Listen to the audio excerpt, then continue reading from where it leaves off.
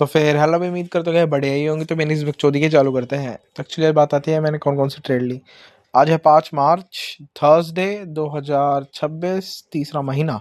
तो आज मैंने कोई ट्रेड नहीं ली। लंदन सेशन में बैठा और मुझे इटी बिटी मैं बोल सकता हूँ प्राइक्शन ऑलमोस्ट पता चल गया था कहा जाएगा। बस to skate to action, because execution थी ही नहीं। मतलब मैं ये नहीं बोल सकता थी नहीं, तो तुक्के वाली एग्जीक्यूशन थी कि मान लो मैंने ले लिया तो गया, वरना नहीं गया तो नहीं गया। वो वाली एग्जीक्यूशन थी, ठीक है। तो जीजे में जाते हैं भाई। जीजे का प्राइक्शन देखो एक बार तुम। डाउन ट्रेंड है, I know purest down trend है, बट इतनी सारी लोअर सन लिक्विडिटी है। और according to overall trend hourly के हिसाब से मुझे लग रहा था कि जस्ट आवरली मतलब 4 आवर के हिसाब से अप ट्रेंड, रिट्रेसमेंट और डाउन साइड तो हैवी चांस है। मतलब ट्रेंड चेंज होने की चांसेस लग रहे थे मुझे, ठीक है। प्लस करंटली इसने इस हाई को स्विप करके मार्केट बढ़ रही थी बेरिश। अब मेरे को हल्का सा डाउट हो गया, रीजन मैं बताऊंगा क्यों। क्योंकि अकॉर्डिंग टू 5 मिनट के बेसिस पे डाउन साइड की तरफ लिक्विडिटी ना के बराबर थी। तुम इधर देखो, ना के बराबर लिक्विडिटी, मार्केट ने ये लिक्विडिटी स्विप करके रिवर्स कंट्रेशन जाने की कोशिश करके ट्रैप करने की कोशिश तो करी। मोस्टली बंदों ने ब्रेक पे एंट्री ले ली होगी है थर्ड कॉन्फ्लेक्स ऐसे करके, और यहाँ तक का, लेकिन उनका ऐसे ऑलरेडी हंट हो चुका होगा, ठीक है।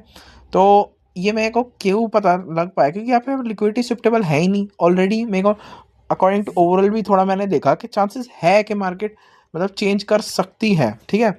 इस वजह से मैं बेरिश की साइड तो था नहीं। फिर मैंने देखा यार बुलिश जाएगी तो क्या पता 15 मिनट का गैप करके रिस्पेक्ट करके बुलिश जाए, और एक्चुअली ऑलमोस्ट मैं बोल सकता हूँ वही हुआ। पर भाई एग्जीक्यूशन तुम बताओ, इसमें तुम कैसे लेते?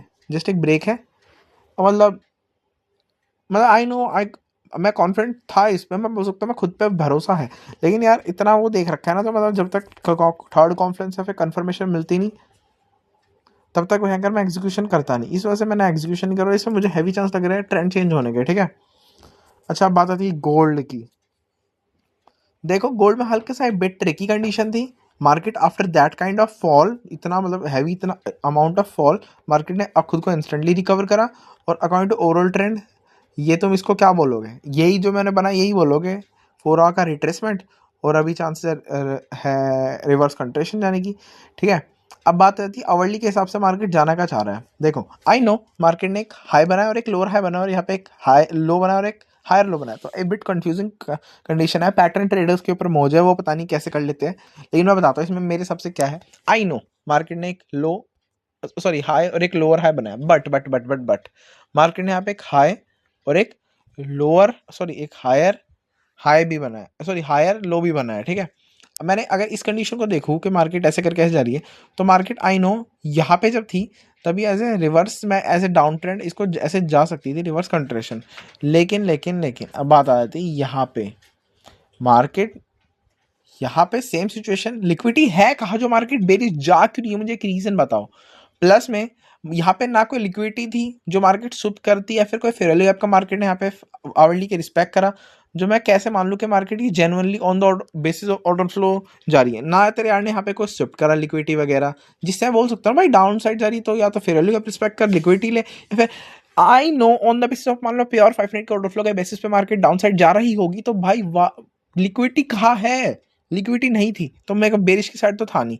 आई नो ये फेक आउट था, तो मैंने जाना पसंद करा रीसेंट के हिसाब से। अब मैंने ये देखा मार्केट ने यहाँ पे एक लिक्विडिटी को स्विप कर रखा था, और उसके बेसिस पे ऐसे गई, एक लिक्विडिटी बनाई, और हैवी चांस है कि ये जो ऐसे आ रही है ऐसे थर्ड कॉन्फ्लेंस आ रही हो और तब जाके बुलिश जाए।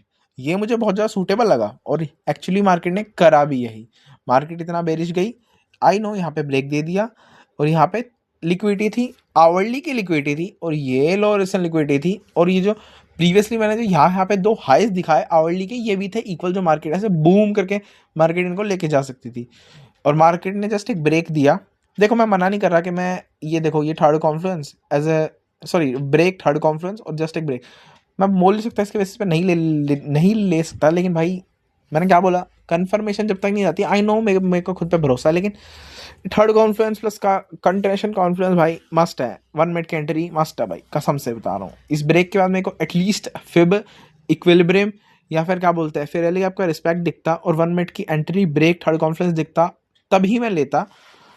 और तुम देख सकते हो एज एक्सपेक्टेड मार्केट ने लिक्विडिटी शिफ्ट करी है, ये लिक्विडिटी इन फ्यूचर शिफ्ट करेगी, वो दोनों हाईज जो मार्केट को ऊपर जाने ऊपर साइड पे उसको शिफ्ट करेगी, बट विदाउट लिक्विडिटी शिफ्ट के सॉरी थर्ड कॉन्फ्रेंस के बेसिस पे। आई नो सम टाइम में अच्छा लगता है कि बैंकर तुम रिस्क लेके ट्रेड ले लेते हो, लेकिन सम टाइम नहीं लगता। अब मैं मना नहीं कर रहा कि बैंकर ये ऐसे ही करेगी, लेकिन जस्ट मैं एक पॉसिबिलिटी बता रहा हूँ जो मेरे को ज़्यादा मतलब एक्सेप्टेबल लगती है, जो मतलब मैं एक्सेप्ट कर सकता हूँ कि मार्केट ऐसे जा सकती है।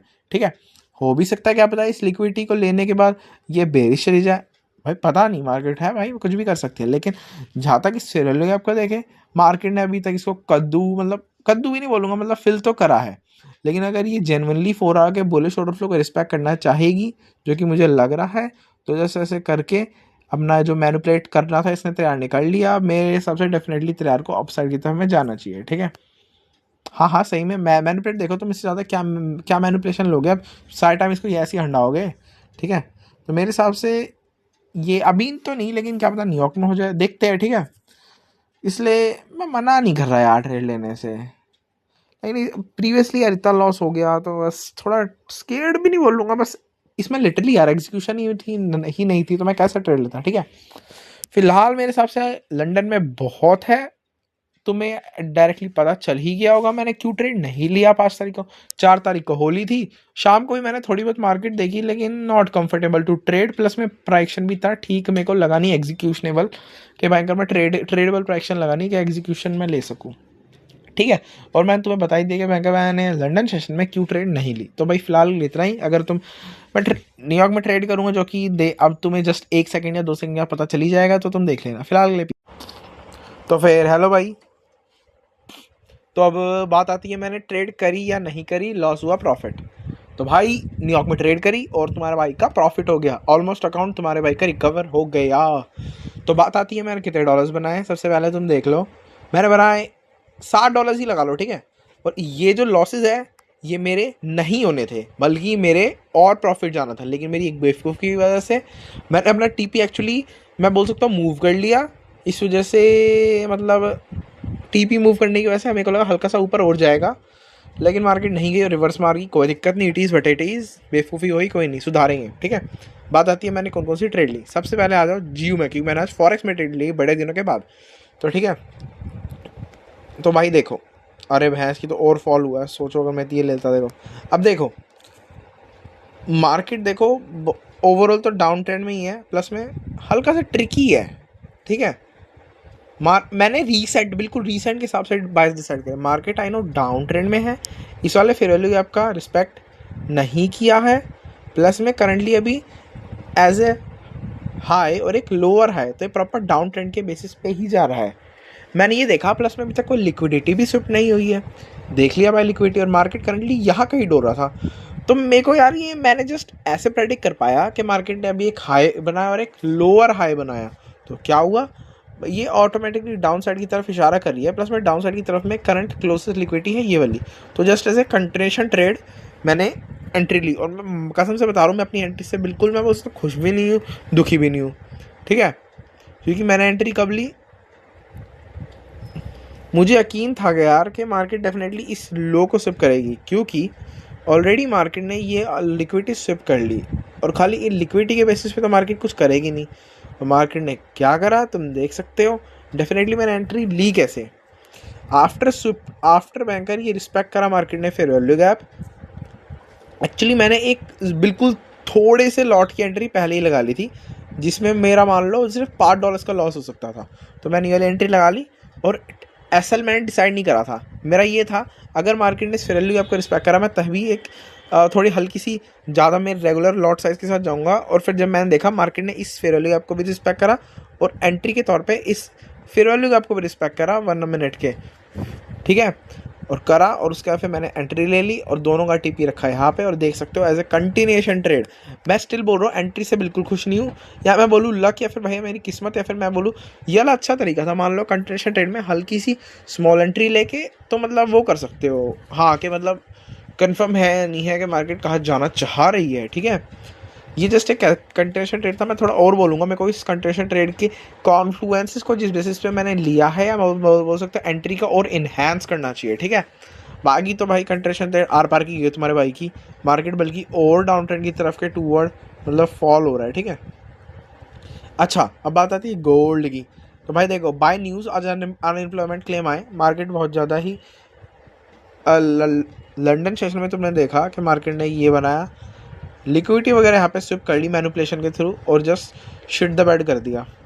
अब भाई ये इस तरह ने लिक्विडिटी स्विप करी, इतना फॉल करा, मेरा जस्ट ये एक्सपेक्टेशन था कि इसको फिल कर ले और तब बेरिश जाए, लेकिन भाई अब it is what it is, market ने नहीं करा। प्लस में उस टाइम तक इंडेक्स खुल गए थे, तो मैंने इंडेक्स पे थोड़ा ज़्यादा फोकस करना जरूरी समझा। तो देखो भाई, ओवरऑल सिचुएशन बताता हूँ क्या था। ईजीएस्ट ट्रेड थी, मेरी ही बेवकूफ़ी थी जो मैंने इसमें हल्का सा टीपी एक्सपेंड कर दिया। हुआ क्या, मार्केट अप ट्रेंड में थी, लिक्विडिटी स्विप करी थी, और ये था हमारा लंदन और एशियन का हाई, ठीक है। अब इसमें नैस्डैक था वो तुम्हारा भाई डोमिनेटिंग था।